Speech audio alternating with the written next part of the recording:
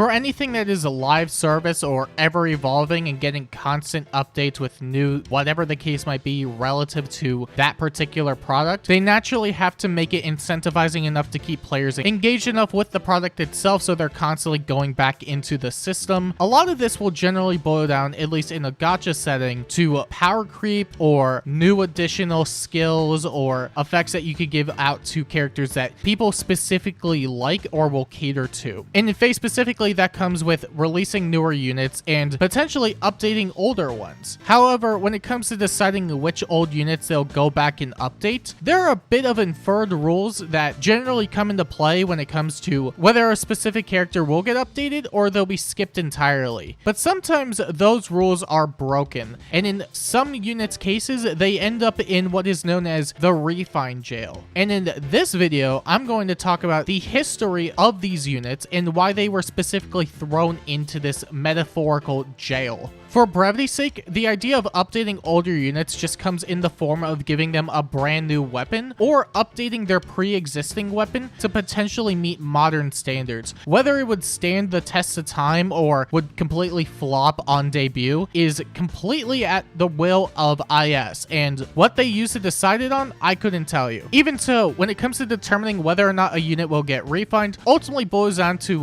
what time they released and whether they were a demote or grail staff unit, a dancer, or a seasonal unit that didn't have a PRF, even if they were a 5-star unit. The only exceptions that were ever applied were to dancers that were legendaries and mythics, but as long as a unit didn't fall into any of those 3 categories, they were guaranteed to get a refine. Except 4 units in particular were skipped entirely, or I guess 5, but 2 of them share the same weapon. Those being Reinhardt and Olwen for Dire Thunder, Hector for our mods, Ailia with Mistletoe, and Surtr with Sinmara. These 4 units in particular, I'm gonna say 4 because most people really know Dire Thunder with Reinhardt, less so than Olwen. These 4 in particular, at their peaks, were extremely strong. And IS's answer to essentially just either kneecapping them or nerfing them so they don't get even more buffs and potentially make the game even worse to deal with in their hands alone was to just not give them a refine whatsoever. And whether that was the best approach to making it so they don't go overboard in terms of performance, I can at least say that they all fell off for one reason or another, and that most of them just aren't usable without the need of inheritable weapons, which essentially has turned them into generics at that point. Reinhardt and Olwen at their peak, or at least Reinhardt in particular because he had a decent attack stat, whereas Olwen traded out more of her attack for speed, were essentially some of the best nukes in the game because of their player phase brave magic that wasn't inheritable to anybody, on top of their extremely high threat range, on top of skill inheritance, which only exacerbated the issue even further. Reinhardt dominance was a massive thing, especially since he was a demote, which I never really understood the logic behind because they essentially locked the inferior version to the 5-star variant. But even so, at the time where there wasn't damage reduction or any way that really mitigate a lot of that damage that wasn't just through deflect magic or Aegis with shield pulse, which is still also extremely niche and expensive to really get going versus just building up a Reinhardt from a demo and giving him death blow, which was all relatively cheap, didn't make it very easy to deal with him in particular unless you had dedicated counters that were just Grand Raven Triangle Adept, which a lot of people also started doing more so when Brave Lynn also got into the game because she also had very high threat range and really good damage output. But really the biggest thing boiled down to Reinhardt having an extremely dominant player phase niche because his threat range was extremely high and he had player phase brave. Olwen technically could have done the same thing, but she definitely wasn't nearly as threatening because having the extra attack for the first 2 hits definitely meant a lot more, especially since she was already taking a speed penalty from Dire Thunder. Meanwhile, with Hector, it was a bit more of an interesting case because from the get-go, he was already one of the best units in the game. And while skill inheritance definitely nerfed other characters such as Robin and Takumi specifically, Hector only got better because of it. And it was strictly because he had quick riposte 2 built into his weapon, which At the time, quick riposte was an incredibly good skill, but post skill inheritance, he could use double quick riposte, which meant that even if the foe had some way of mitigating their doubles, he could always double in the enemy phase no matter what. When quick riposte became a sacred seal, he could then run the wary fighter, which made it so that unless you just naturally hit twice with a brave weapon, there was no way to actually hit him multiple times, because this was also pre-null follow-up. We did eventually get stuff like Adrift Male Korin, but even by that point, it wasn't exactly common anyway. We didn't have anything like Marita, who had it built in. We didn't have it as statuses that we know nowadays. The only reason OG Hector fell off as much as he did is because they released the legendary version, which was essentially just what OG was doing with Wary Fighter and Quick Riposte, but all built into his weapon, which essentially put him out of a job. Even though he was still incredibly good by that point regardless, they just basically released the same unit that everybody was already using on OG Hector, but better. That being said, I don't think it was nearly as dominant as anything that had Reinhardt or the other two units that I'm going to mention relatively soon, but it was clearly enough to just not give him a refund at the end of the day.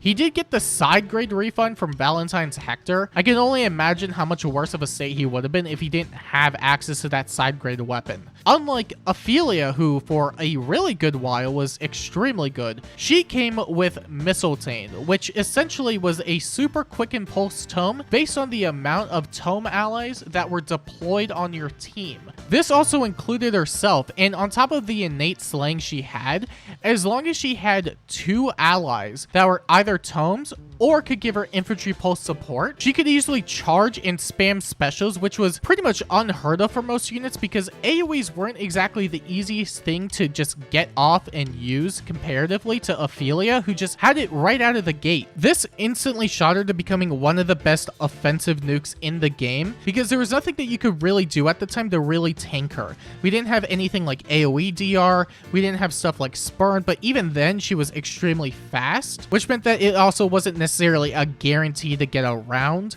She could also run Hardy Bearing for free, so you couldn't advantage her at all. And it got so bad that they released a dedicated unit just to countering her specifically in the form of Nagi, who, by the way, aged extremely well because AoE DR built into that weapon on top of getting a Dragon Wall refine and a bunch of stats and yada yada yada was a really good thing for her specifically. Can't say it was the same for Ailia though, since she got skipped given, you know, the context and the title of the video. I would argue she definitely ended up suffering the most in the long term, mostly because every single mage by a certain point was basically able to replicate her niche, if not better, because they also had access to true damage properties. Not all of them, of course, but nowadays we're just kind of at that point where anybody could charge up an AoE and loop it and spam it, and for an effect that definitely made her stand out at one point in time is now probably one of the most generic things for any infantry tome, which is kind of sad to say, and I would say this for every single unit that got skipped. I don't really think there was a proper reason for it, and even if they had to replace their weapons eventually, I think having a second wind wouldn't have exactly been the worst thing whatsoever. For what it's worth, they do have enough skills in the game at this point to where they can pretty much run anything and get away with a good amount of stuff. The mode you use these units in will absolutely determine their effectiveness. I would say comparatively to any single unit that got skipped, I think Surtr is probably the one that aged the best, quote unquote,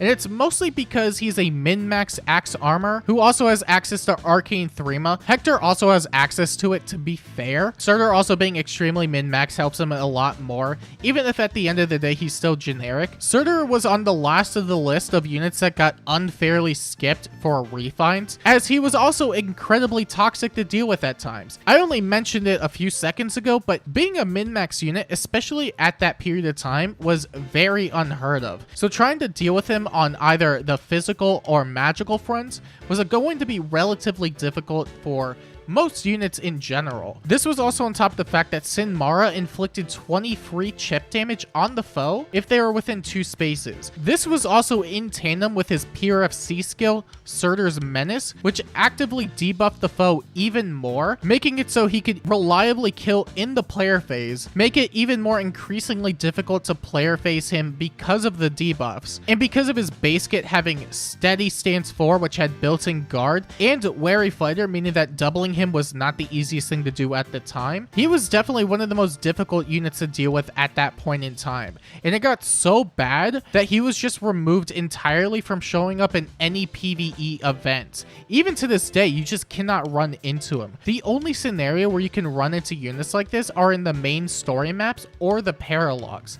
And this is just another side tangent too. There have been points in time where units will just get completely removed from any sort of PvE content just because of their relative power level or just what you would end up facing if you had to go up against them. Surtr was definitely one of the most prominent examples, being the first of its kind, but we did also get units like Fallen Edelgard and Fallen Dimitri that did follow suit, and this was prefaced ahead of time, so we did know they were just never going to show up in any PvE content. But I can say this very confidently, they are not going to skip Fallen Edelgard or Dimitri for refines just on the basis of how popular they are. But I think the other part of it too is that we have so many tools in this game to where really the worst thing that they could ever release could still probably have enough counters to deal with it at this point. But even so, the fact that they have to remove characters from showing up in PvE settings, you know, Training Tower or Tempest Trials or anything of the sort, is really telling of their thought process back at their, whatever you want to call it, their headquarters. Let's just call it their headquarters. Even besides units that are just extremely strong or have gimmicks that were just really, really good and annoying to deal with in a PvE setting, you have a lot of Fallen units that just don't show up whatsoever, or units with PRF skills that will just get replaced by anything that's generic because of how good they may be. The only other ones that come to mind are dancers or any sort of refresher, mostly because I believe trying to deal with the AI on that front would get a bit annoying, but that's probably why you just have never run into Alarm whatsoever, because she also doesn't have a main story or a paralog or anything, so good luck with that. The other side tangent that really comes with this whole refine stuff is refines that were actively nerfed comparatively to their base weapon, and it is extremely rare where a refine will somehow be worse than the base weapon they came with. But there are two units that absolutely fall into that category, and that's OG Leo and Fallen Takumi. Leo initially had gravity after combat. He could inflict gravity, and that was about it. It wasn't exactly the strongest effect or weapon whatsoever, especially when it's tethered to Leo of all characters. They replaced it with in particular was not exactly great either. They gave him first hit damage reduction against any magic foe, which on paper is okay, but it locked him into an enemy phase niche that he already wasn't really good at. That on top of his refine, which essentially gave him follow-up denial against any ranged foe if they had more defense, when his base defense wasn't ever really that good to begin with, made it so he really wasn't doing anything whatsoever. That on top of the fact that he was really slow anyway, made it so that he was always just going to get doubled and killed no matter what. It was at a point where I figured just keeping the base gravity effect would be a lot better. Even to this day, if you really wanted to use the base gravity effect, you could still run Far Trace with it.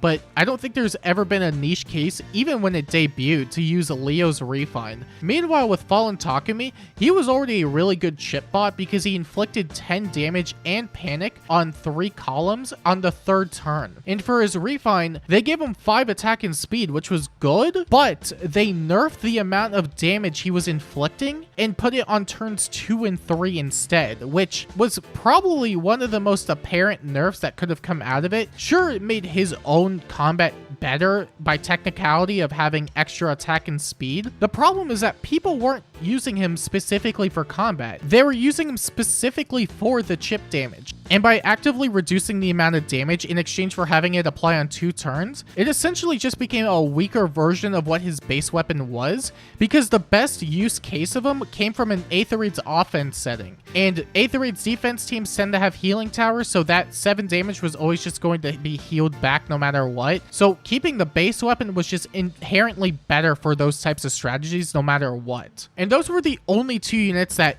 at least when scouring through every single refine, were just active nerfs comparatively to their base weapon. But I can at least tell you, bad refines are going to happen no matter what. It doesn't matter what unit you are, but it could always be worse. You could be a legendary and mythic dancer and basically get a nothing weapon refine. but at least they have their dance. But as far as just refined jails and refined nerfs are concerned, this is really going to be about it. It's not an extensive history comparatively to a lot of other stuff, but it's still interesting nonetheless that they ended up skipping 4 units or 5 units with Olwen, because they could have easily just given her a side grade weapon or anything of the sort if they really wanted to differentiate her from Reinhardt specifically, but decided that the best route was to just not give any of these 5 units anything.